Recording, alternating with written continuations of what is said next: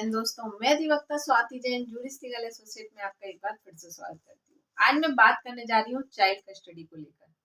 पारिवारिक विवाद में जब भी विवाद की स्थितियां निर्मित होती हैं पति पत्नी को लेकर, तो लोगों की ये सोच होती है कि महिला को स्ट्रगल करना पड़ेगा या महिला अपना जीवन आगे कैसे बिताएगी। पुरुष तो कैपेबल है या अपने परिवार में है, महिला एक ऐसी स्थिति में है कि ना वह अपने पीहर की रही ना ही वह ससुराल की रही, तो अब वह कैसे अपना जीवन जिएगी या किस प्रकार से सरवाइव करेगी।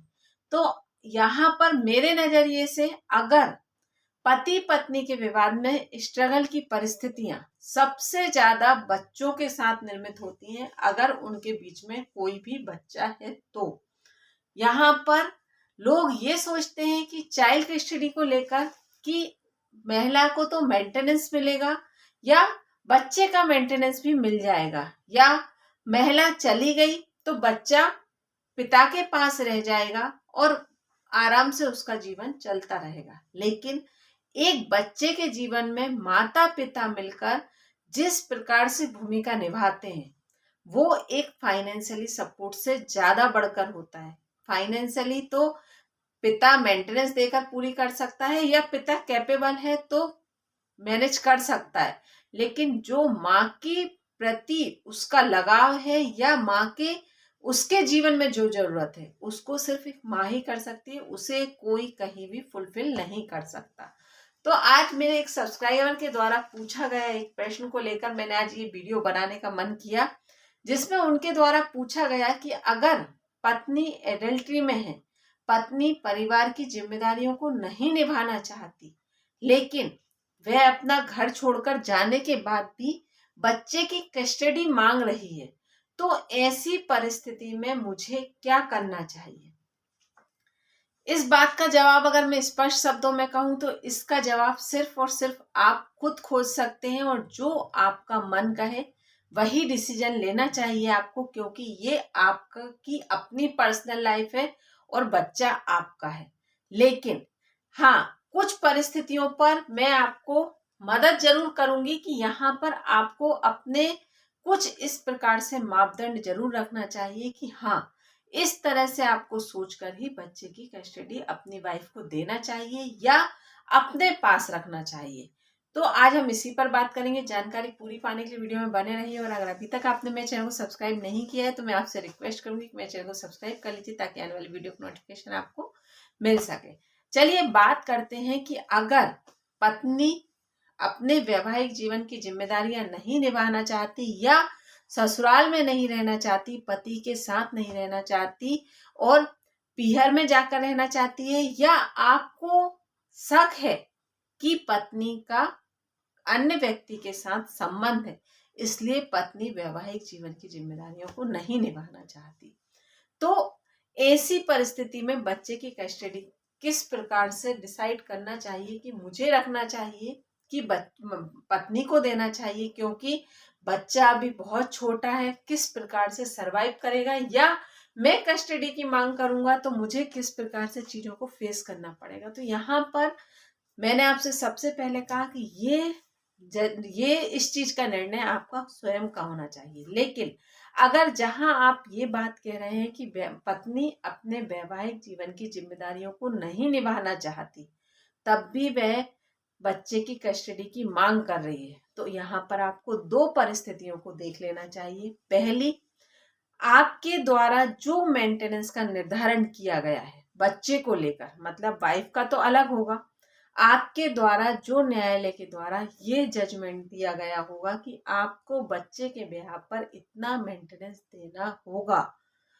वो आपको इसमें सही दिशा प्रदान कर सकता है। क्योंकि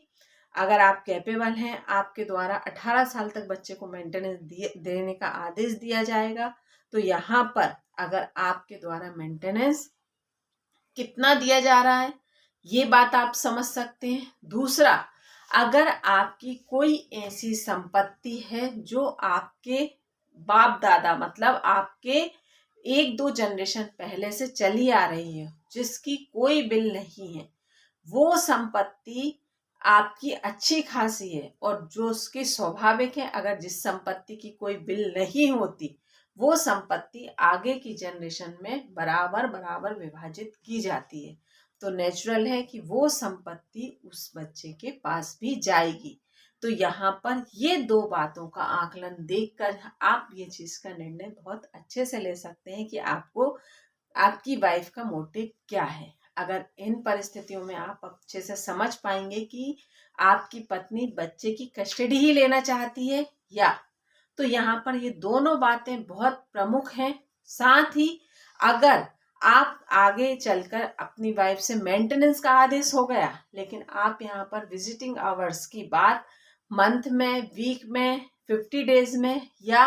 6 मंथ में किस प्रकार से आपने लेने की बात कही है, क्योंकि आप यहाँ पर मेंटेनेंस बराबर देंगे, उनकी लाइफ में किसी भी प्रकार से कोई दखल नहीं करेंगे, मतलब बच्चे को मिलने की बात नहीं कहेंगे, तो इस पर भी डिपेंड करेगा। ये कुछ मापदंड है जो आपको आपके सवालों का जवाब अपने आप ही दे देंगे कि आपका सामने वाले पार्टनर की मर्जी क्या है या आपको किस प्रकार से सोचना चाहिए। अब साथ ही आपके द्वारा एक सवाल और किया गया था कि मेरे घर में कोई भी ऐसा नहीं है जो बच्चे की, मतलब मैं बच्चे की कस्टडी की मांग कर पाऊं। तो यहाँ पर अगर आप वर्किंग में हैं, हाँ आपने ये सवाल किया था, सॉरी, कि मैं वर्किंग में हूं,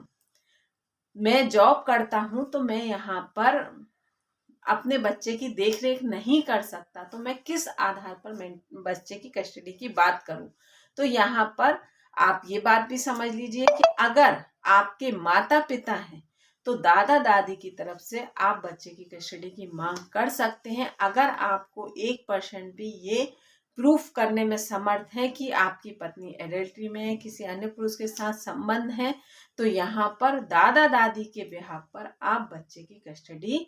मांग सकते हैं और आपको यहाँ 101% मिलेगा। क्योंकि हम जिस देश में रहते हैं वहां पर आज भी इस बात को माना जाता है कि माता पिता से ज्यादा बच्चे की देख रेख एक दादा दादी से अच्छी कोई नहीं कर सकता। मतलब माता पिता से ज्यादा दादा दादी अपने बच्चे की देखरेख, पोती की देखरेख बहुत अच्छे से कर सकते हैं। तो इस आधार पर अगर आप इस तरह से कोई भी पॉइंट रखते हैं कि इस तरह से मेरी पत्नी मेरे साथ नहीं रहना चाहती और मेरे माता पिता हैं जो कि बच्चे की